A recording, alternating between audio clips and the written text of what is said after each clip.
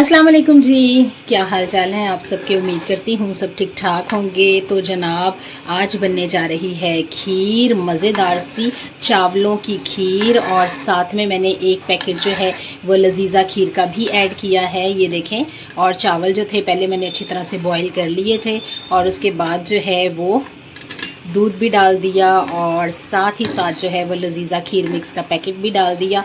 अब हम अच्छी तरह से इसे पकाएंगे। चम्मच हिलाना जो है वो ज़रूर है क्योंकि नीचे लग ना जाए। और आज जो है वो 9वीं मुहर्रम है, और ये स्पेशली मुहर्रम के हवाले से ही मैं आज का ये व्लॉग बना रही हूँ, क्योंकि हर तरफ से जो है वो चीज़ें बांटने की आवाज़ें आ रही हैं। बच्चे जो हैं वो भाग भाग के चीज़ें लेके आ रहे हैं और मज़े मज़े से खा रहे हैं, और कुछ बच्चे जो हैं वो सारी चीज़ों को इकट्ठा करके खाते हैं, और कुछ जो हैं वो साथ साथ ही खाते चले जाते हैं। तो हमारे घर में तो जो है वो कोई भी बाहर से लेने नहीं जाता, जो घर में दे जाते हैं वही हम लोग खाते हैं। तो सोचा कि क्यों ना हम भी जो है वो खीर बना लें और मिलकर बैठकर खा लें। ये बांटने के लिए नहीं बनाई जा रही, बल्कि घर में बैठ के खाने के लिए बनाई जा रही है। क्योंकि बहुत सारे लोग ये पूछते हैं कि आप जो है वो ईद भी सेलिब्रेट करती हैं, और क्रिसमस, ईस्टर का त्यौहार भी, और साथ में अब मुहर्रम के लिए भी स्पेशली अगर खीर बना रही हैं।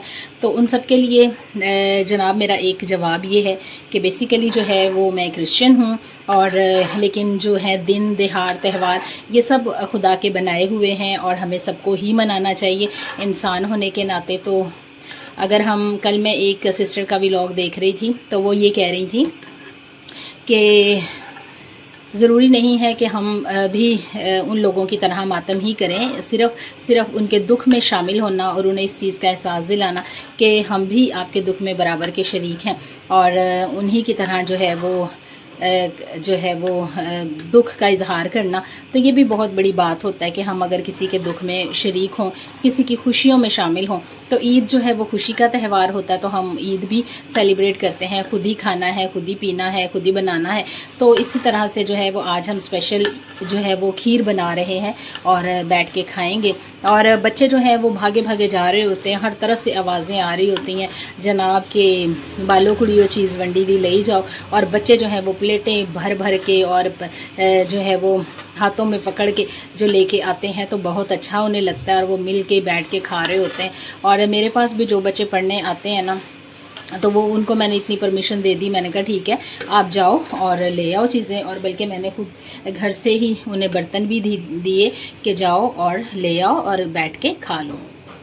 जैसे ही ये जो खीर है वो उबलना शुरू हुई, तो मैंने जो हीट है वो थोड़ी सी कम कर दी, ताकि इसका चम्मच जो है वो मुसलसल हिलाते रहना है कि नीचे ना लग जाए।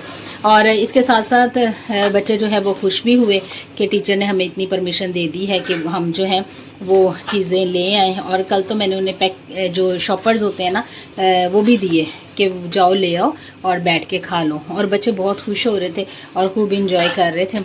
और आज मैंने उन्हें छुट्टी दी थी, लेकिन वो कहते हैं कि नहीं हमने आना है, क्योंकि हम आपकी गली में जो है वो चीज़ें ज़्यादा बांटी जाती हैं।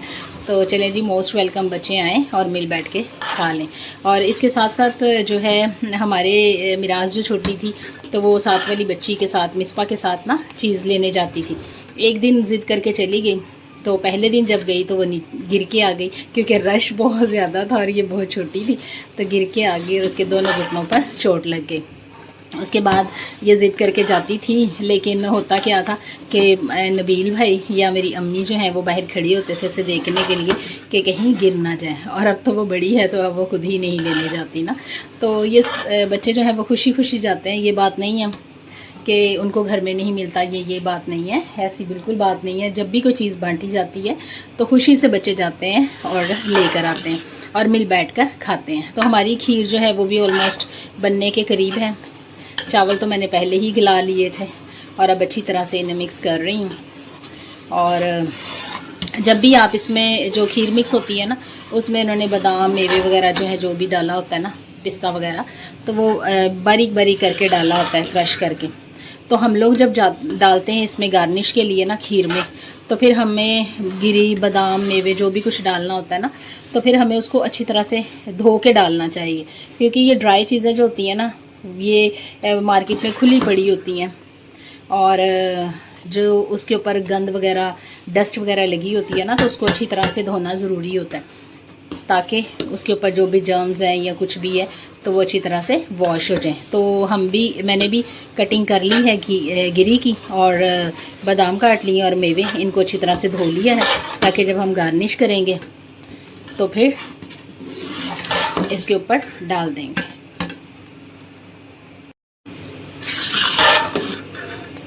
ऑलमोस्ट जो है वो खीर रेडी हो रही है।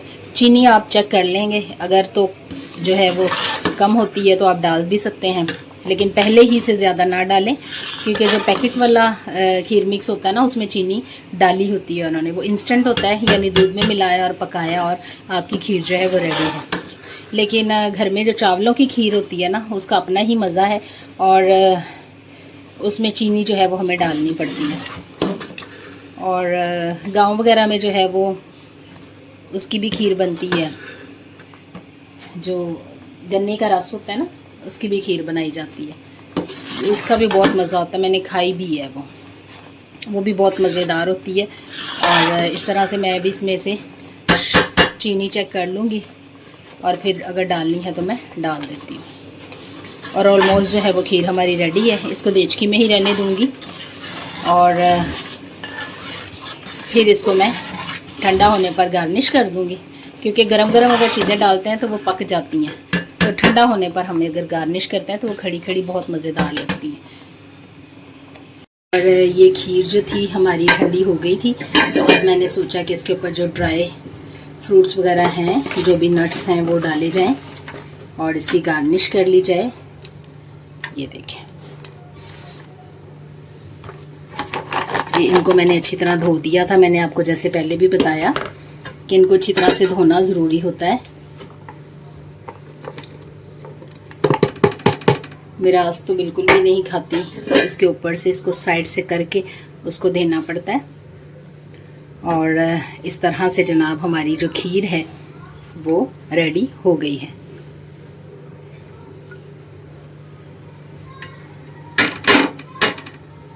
और मैं आपसे मिलूँगी फिर किसी नई और मज़ेदार सी वीडियो के साथ। तब तक के लिए अल्लाह हाफिज़।